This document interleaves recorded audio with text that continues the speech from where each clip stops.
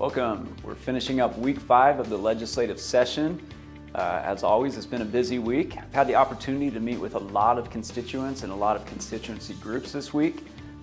Just today met with representatives from the PTSA in Canyon School District and got to discuss education policies. Met with the youth advocacy group yesterday, and they are up here pushing for policy that helps kids with addiction and feelings of loneliness and all that sort of stuff. Met with, on Valentine's Day, behavioral mental health group was up here that particularly works and advocates for autism issues. So it's fun to meet them and some of the kids that they work with. And so, yeah, happy to meet with anybody and everybody who comes up to the Capitol.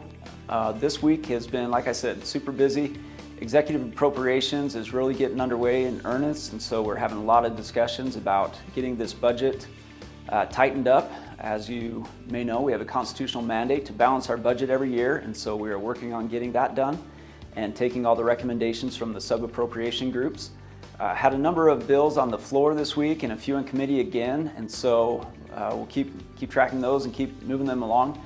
As many of you may know, I present bills that are House bills. So I can open up a bill in the Senate, or House members can open up bills as well, but when they come to the other body, you have to have a sponsor. And so this week I've presented probably a handful of bills that House members have asked me to be the floor sponsor for in the Senate, and we've been having some pretty good success with those bills. So over the next week or so, I'm going to miss a lot of floor votes because in my position as the assistant whip, I spend a lot of time prioritizing our caucus's policy priorities with bills over in the House. And so I'm over negotiating what bills we're going to be running, particularly the last week. And so a lot of that starts ramping up this week and of course in the last 2 weeks. So I try to make it a point to make every bill that I possibly can on the floor, but inevitably I have to miss some these last couple weeks. Anyways, look forward to your emails, your calls, your texts, and until next week.